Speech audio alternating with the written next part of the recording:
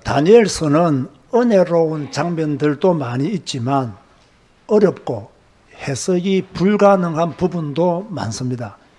그래서 다니엘을 구약의 묵시록이라고 했습니다. 다니엘은 총 12장으로 되어 있습니다. 1장에서 6장까지는 내용이 쉽고 재미있죠. 다니엘이 뜻을 정한 일, 그리고 사드락과 메삭과 아벳느고가 풀무불에 들어간 이야기, 다니엘이 사자굴에 들어가서 기적적으로 살아난 이야기가 포함되어 있습니다. 하지만 7장에서부터 12장까지는 다니엘이 본 환상으로 미래에 이루어질 일들을 기록했습니다.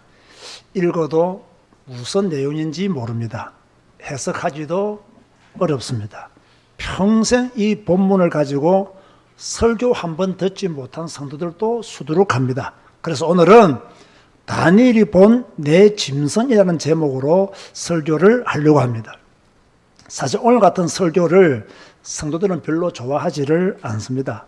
왜냐하면 듣기 편안한 말씀이 아니거든요.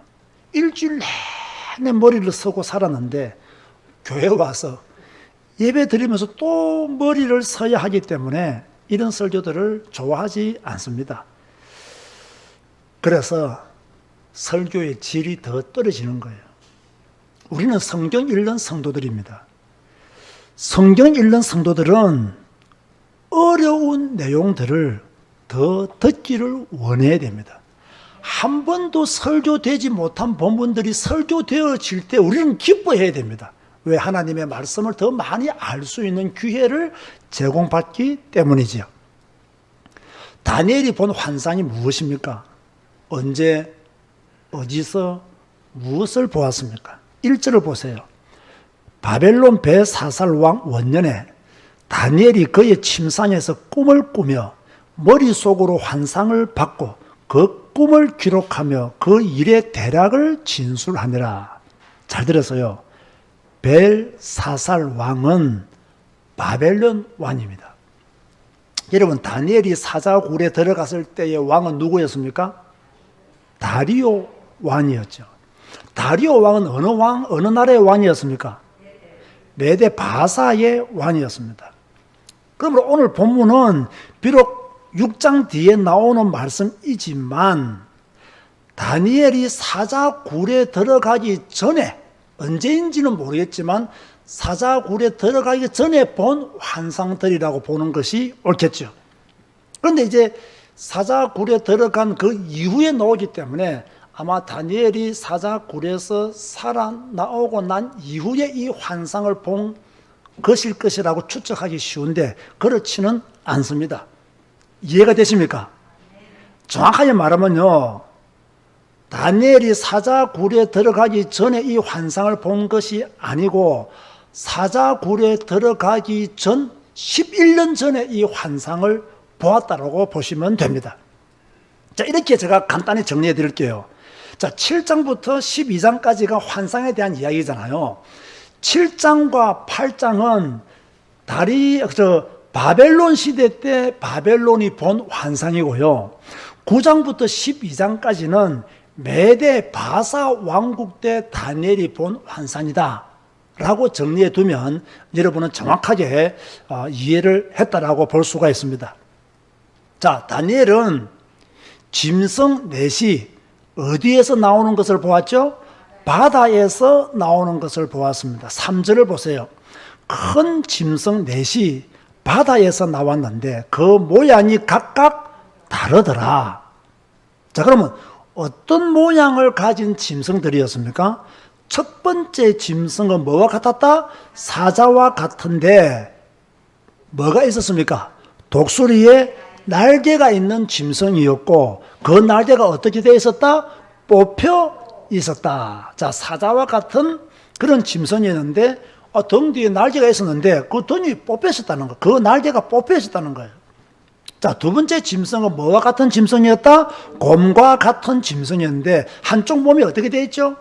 이렇게 들려 있었다는 거예요. 한쪽은 들려 있었고 한쪽은 기울어져 있었다. 그리고 그 이 사이에는 뭐가 있었다? 새 갈빗대가 물렸는데 그때 일어나서 많은 고기를 먹으라고 했다. 이걸 지금 보고 있는 거예요, 다니엘이. 자, 곰은 첫 번째 사자보다는 약하지만 그 힘과 포악성은 대단했죠. 자, 세 번째 짐승은 뭐와 같은 것이었는데? 표범과 같은 것이었는데, 그 등에는 새의 날개가 몇 개 있었다? 4시 있었고, 그 짐승에게 머리가 또 몇 개였다? 4개. 그렇게 권세를 받았다. 자, 네 번째 짐승은 무섭고 놀라우며 그 이가 무엇으로 되어 있었다? 쇠로 되어 있었다. 그래서 이 쇠로 된 이로 먹고 부서뜨리고 그 나머지를 발로 밟았으며 또 그 머리에는 10뿔이 있었다. 자, 7절 말씀 보세요. 오늘 해석의 중요한 본문이기 때문에 내가 밤 환상 가운데에 그 다음에 본 넷째 짐승은 무섭고 놀라우며 또 매우 강하며 또 쇠로 된 큰 이가 있어서 먹고 부서뜨리고 그 나머지를 발로 밟았으며 이 짐승은 전에 모든 짐승과 다르고 또 10뿔이 있더라. 아주 무시무시한 짐승이 나타나서 그 주변에 있는 모든 짐승들을 다 먹고 부서뜨리고 발로 밟고, 다시 말해서 한 강대국이 나타나서 그 주변 모든 나라들을 다 뭡니까? 정복할 것을, 무섭게 정복할 것을 말씀하고 있는 거죠. 그럼 이 네 짐승은 무엇을 가리키는가? 7장 17절을 보면 거기에 대한 해석을 시작하면서 이렇게 기록하고 있죠.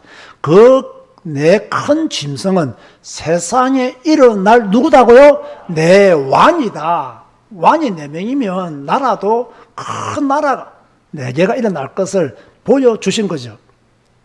다시 말해서 다니엘은 겪지 않겠지만, 그죠?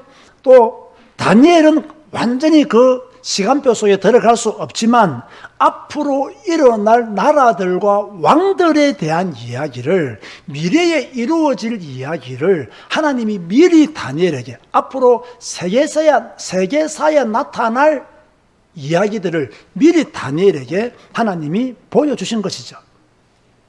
자, 그렇다면 첫 번째 사자와 같은 짐승은 어느 나라를 말하고 있을까요? 바벨론을 말합니다. 첫 번째 짐승은 어느 나라를 말한다고요? 바벨론을 말한다. 왜 그러냐면요, 바벨론 신전 입구에 보면요 사자의 형상이 있었어요. 그리고 바벨론 왕들 중에서 가장 존경을 받았던 왕이 느부갓네살 왕이거든요.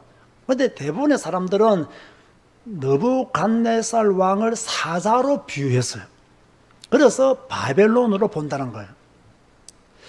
자, 사자에게 날개가 있었는데 그 날개가 어떻게 되었는가? 뽑혀 있었다 했습니다. 만약 달려 있었다면 바벨론의 나라가 굉장히 길게 갔을 것입니다. 오래 갔을 것입니다.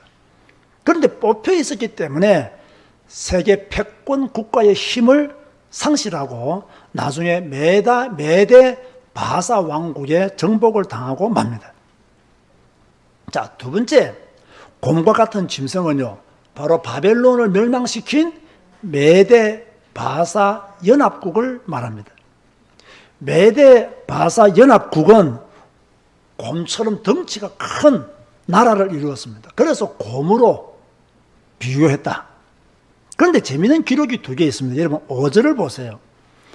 다른 짐승 곧 둘째는 곰과 같은데 그것이 몸 한쪽을 들었고 그 입의 이 사이에는 새 갈빗대가 물렸는데 라고 했습니다. 여기에서 곰의 몸이 한쪽으로 들려 있었다는 것은 한쪽 다리는 짧았고 한쪽 다리는 길었다, 이렇게도 볼 수 있고요. 이것이 말하고 있는 내용이 뭐냐면, 자, 메대와 바사 연합국이 됐잖아요. 그럼 이것이 무엇을 의미할까요? 메대와 바사가 힘의 균형을 딱 이렇게 맞춘 것이 아니고 한쪽이 힘이 더 강했다는 이야기예요. 그죠? 메대 바사 연합국이 바벨론을 멸망시켰지만 그 곰의 모습이 한쪽으로 이렇게 기울어져 있었기 때문에 한쪽 발은 힘이 있었고 한쪽 나라는 힘이 있었고 한쪽 나라는 힘이 없었다는 이야기예요. 그래서 여러분 놀랍게도 나중에요, 바사의 고레스 2세가요 막강한 힘을 가지고요 메대는 없어지고 바사 제국으로 만들어지게 됩니다. 힘이 한쪽으로 기울어지기 때문에 힘이 강한 쪽이 약한 쪽을 삽혀버리고 마는 거죠. 또 재미있는 것은요, 이 곰의 입의 이 사이에 무엇이 물려 있었다고 했죠? 새 갈빗대가 물려 있었다고 했습니다. 이 새 갈빗대는 애굽, 아수르, 바벨론을 정복했다는 그런 표현으로 이렇게 기록했다고 보는 학자들도 있습니다. 무슨 말인가? 다니엘이 본 환상대로 세계사가 흘러갔다는 것을 지금 우리가 눈으로 확인하고 있는 거예요. 세 번째, 표범과 같은 짐승은 헬라 제국을 말합니다. 표범은 빠르잖아요. 여러분, 헬라 제국이요, 아주 빠르게 세상을 정복해 나갑니다. 그 대표적인 인물이 누구예요? 여러분, 헬라 제국하면 떠오르는 인물이 누구죠? 알렉산더 대왕이죠. 이 알렉산더 대왕이 빠르게 세상을 정복해 나가죠. 그런데 그 표범 등에 날개가 몇 개 있었죠? 4개가 있었습니다. 이 4개는 알렉산더 대왕이 죽고 난 뒤에 헬라 제국이 4개로 나누어지는 것을 말하는 거예요. 그런데 놀라운 건요, 4개로 나누어졌어요. 셀루쿠스는 시리아, 바벨론, 중동 대부분을 차지했고요. 류시마쿠스는요, 소아시아와 인접 지역을 다스렸고요. 툴레미는요, 애굽과 팔레스타인 지역을 다스렸고요. 안티파테르는요, 그리스와 마게도니아의 왕이 되었어요. 그대로 4개로 나누어지게 된 것을 우리는 세계사를 통해서 배울 수가 있는 거죠. 자, 4번째, 무섭고 무자비한 짐승은요, 누구를 말하느냐? 로마를 말합니다. 이 마지막으로 올라온 짐승이 제일 무서운 짐승이었어요. 앞에 세 짐승과는 비교가 안 될 정도로 무섭고 강한 짐승이었습니다. 쇠로 된 이로 먹고 부서뜨리고 나머지는 발로 밟았어요. 다른 짐승과는 비교도 안 될 정도로요, 강했고 열불도 가지고 있었어요. 이것은 로마가 강력한 힘으로 세상을 지배할 것을 알려주는 그런 환상이었어요.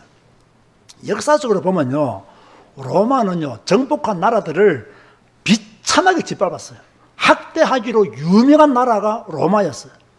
그리고 기독교인들의 씨를 말릴 정도로 핍박하기도 했죠. 무려 10명의 왕이 250년간 기독교를 박해했습니다. 그런데 4번째 짐승의 열뿔 가운데 작은 뿔이 하나 나와서 첫 번째 뿔부터 세 번째 뿔까지요, 뿌리를 뽑아버렸어요.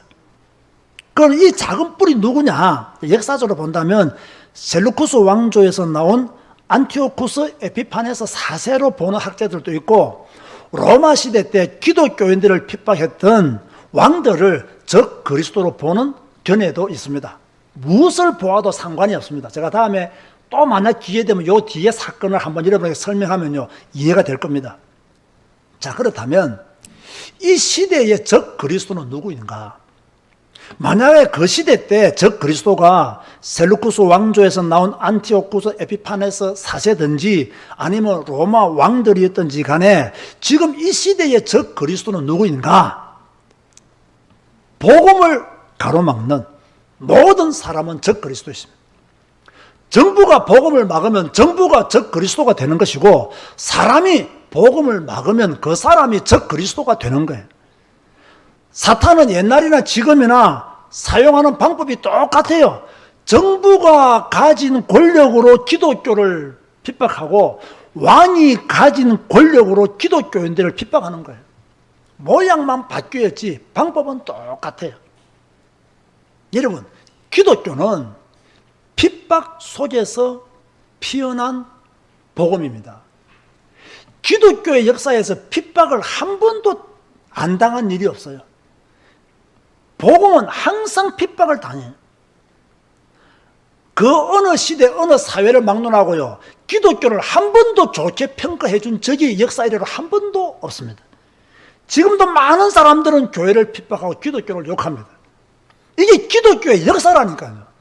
그러면 우리가 그리스도인이 되었다는 것은 핍박과 박해는 기본적으로 안고 살아가는 사람이 되었다는 말이에요. 아멘 하시기 바랍니다. 이걸 안 받으려고 하면 안 돼요. 우리는 기독교인으로서 역사가 증명해 오듯이 당연히 핍박과 고난은 받는다. 자, 이걸 두려워해서 되느냐? 두려워할 필요가 없다는 것을 오늘 성경을 통해서도 우리는 확인을 할 수가 있어요. 따라서 하시기 바랍니다. 살아남아야 된다. 왜 살아남아야 돼요? 핍박과 박해 중에서도 살아남아야 돼요. 오늘 한국 사회가 얼마나 교회를 향해서 핍박하고 있습니까?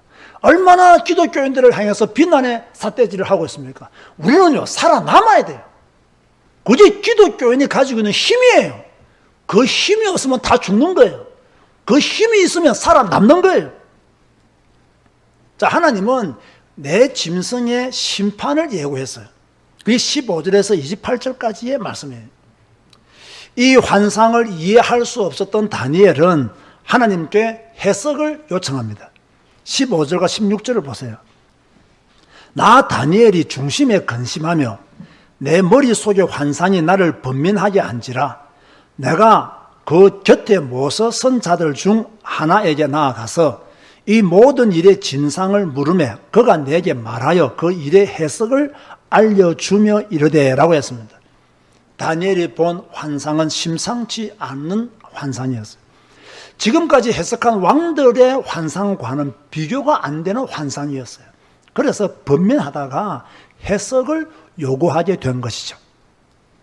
내 짐승은 무엇이라고 해석해 주었습니까? 제가 앞에서 말씀드린 바와 같이 앞으로 일어날 내 왕이라고 해석했죠. 그러면서 이 나라들은 강대국으로 잠시 활동했지만 하나님의 성도들이 누릴 나라는 영원할 것이라고 18절에서 말씀하고 있어요. 그런데 다니엘의 최고 관심사는 그게 아니었어요. 몇 번째 짐승에 대하여 관심을 가졌겠어요? 네 번째 짐승에 관해서 관심을 가졌어요. 19절을 보세요. 이에 내가 넷째 짐승에 관하여 확실히 알고자 하였으니 곧 그것은 모든 짐승과 달라서 심히 무섭더라. 그 이는 쇠요 그 발톱은 노신이 먹고 부서뜨리고 나머지는 발로 밟았으며 너무나 무섭고 어마어마한 힘을 가진 짐승이었기 때문에 두려웠습니다. 그리고 그 짐승은 눈도 있었고 말을 하는 입도 있었고 뿔도 있었습니다. 그런데 이 뿔이 성도들과 싸워서 이겼단 말이에요. 그러니까 다니엘이 관심을 가질 수밖에 없는 거죠. 그런데 하나님이 주시는 메시지가 무엇입니까? 여러분 22절을 보세요. 옛적부터 항상 계신 이가 와서 지극히 높으신 이의 성도들을 위하여 원한을 풀어주셨고 때가 이르매 성도들이 나라를 얻었더라. 이런 강대국들이 일어나서 즉 그리스도들이 일어나서 성도들을 핍박하고 궁지로 몰아넣었지만 항상 계셨던 이가 성도들을 위하여 원한을 풀어주셨고 때가 이르매 성도들이 핍박받은 성도들이 나라를 얻었더라. 쉽게 설명하면요, 즉 그리스도가 나타나서 교회와 주의 성도들을 핍박하지만 예수 그리스도가 오셔서 사탄의 권세를 멸할 것이며 하나님의 백성들은 승리를 거둘 것을 말씀하고 있는 거예요. 넷째 짐승의 10뿔 중에 적 그리스도는 심판받고 영원히 멸망당하는 줄 믿으시기 바랍니다. 자, 25절에서 26절을 보셨습니다. 그가 장차 지극히 높으신 이를 말로 대적하며 또 지극히 높으신 이의 성도를 괴롭게 할 것이며 그가 또 때와 법을 고치고자 할 것이며 성도들은 그의 손에 붙임 바 되어 한 때와 두 때와 반 때를 지내리라. 3년 반 이렇게 계시록에 나와 있는 거와 똑같아요. 그러나 심판이 시작되면 그는 권세를 빼앗기고 완전히 멸망할 것이요. 자, 무슨 말씀이냐? 그리스도의 재림 직전에는 성도들에게 환난이 있을 것이다. 그러나 그리스도가 오시면 사탄은 심판을 받고 멸망당할 것이다. 이걸 말씀하고 있는 거예요. 사탄은 절대로 하나님의 심판을 피할 수가 없습니다. 하나님의 심판이 자신에 일어나기까지 성도들을 공격하고 괴롭게 하지만 사탄의 힘은 한계가 있으며 시간도 정해져 있는 거예요. 그 짧은 시간 동안 성도들은 박해를 받고 핍박을 받지만 모든 것을 먹고 부서뜨리며 온 세상을 정복할 것처럼 사탄은 요란하게 떠들어 대지만 사실은 사탄은 힘이 없다. 핍박의 기간이 3년 반이든 7년이든 그 기간은 정해져 있는 것이다. 성도들을 영원히 건드리지는 못한다. 그러므로 사랑하는 성도 여러분, 잠시 받는 환난을 두려워하지 마시고 오직 하나님을 두려워하여 그 날이 이르기까지 믿음의 길에 굳게 서 있기를 주님의 이름으로 축원드립니다. 오늘 본문이 주는 메시지가 무엇입니까? 하나님은 다니엘에게 소망의 메시지를 주셨다는 거예요. 다니엘은 번민이 되어서 잠을 못 자고 해석을 부탁했지만 하나님은 다니엘에게 공포를 주신 게 아닙니다. 미래의 환상을 보여주면서 두려움을 주신 게 아니에요. 무엇을 주었다고요? 소망을 주신 거예요. 자, 다니엘이 지금 총리지만 그는 미래가 불안한 사람이었어요. 나라는 잃었어요. 성전은 불태워졌고 백성들은 지금 포로로 되어서 고생하는 가운데 살고 있어요. 기쁠 리가 없잖아요. 그런 다니엘에게 하나님은 미래를 보여주신 거예요. 저는요, 다니엘이 부러웠어요. 얼마나 다니엘이 하나님께 집중했으면 하나님이 이런 환상을 보여주었겠어요. 얼마나 하나님을 사모했으면 하나님이 미래에 되어질 일들을 다니엘에게 펼쳐 보여주었겠어요. 그러면서 한편으로는요, 너무너무 감사했어요. 우리에게 성경을 주시고 이런 비밀을 알려주사 이 비밀 속에 기쁨으로 우리의 미래를 기다리게 하신 것에 대해서요, 감사가 나오더라고요. 성경을 자세히 읽지 않았다면, 성경에 대한 갈급함이 없었다면 이 말씀을 평생 설교도 한번 하지 못하고 살았을 것인데, 다행히 성경을 보게 하시고 미래에 되어진 일들을 미리 알게 하신 하나님께 저절로 감사가 남았어요. 여러분, 오늘 본문의 해석이 무섭습니까? 아닙니다. 감사하시기 바랍니다. 비록 고난과 핍박이 있다 할지라도 하나님이 함께 하사 우리에게 하나님의 나라를 허락해 주시겠다는 어마어마한 메시지를 다니엘에게 주셨고 성경을 통해서 오늘 우리에게 주고 계시는 거예요. 그래서 감사한 마음이 더 컸다는 이야기를 드리고 있는 거예요. 지금은 짐승들이 힘을 발휘하는 시기입니다. 미국이 힘을 발휘하고 있고 중국이 지금 힘을 키우고 있고 힘을 발휘하려고 합니다. 유럽도 힘을 발휘하기 위해서 하나로 통합하고 있습니다. 사자가 어느 나라이든 곰이 어느 나라이든 표범이 어느 나라이든 앞으로 무섭고 놀라운 힘을 가진 나라가 어떤 나라이든 나는 상관이 없습니다. 그들이 아무리 높은 자리를 차지할지라도 하나님의 자리에 이를 수 없기 때문입니다. 아무리 큰 권세를 가지고 우리를 핍박한다 할지라도 예수 그리스도가 오시는 날에 모든 나라는 산산조각이 날 것이 분명합니다. 그래서 우리는 짐승들을 두려워할 필요가 없으며 하나님을 더 두려워하고 하나님과 함께 사는 그리스도인으로 살아가야 될 줄로 믿습니다. 언젠가는 온 천하 나라들이 예수 그리스도 앞에 굴복하며 복종할 것입니다.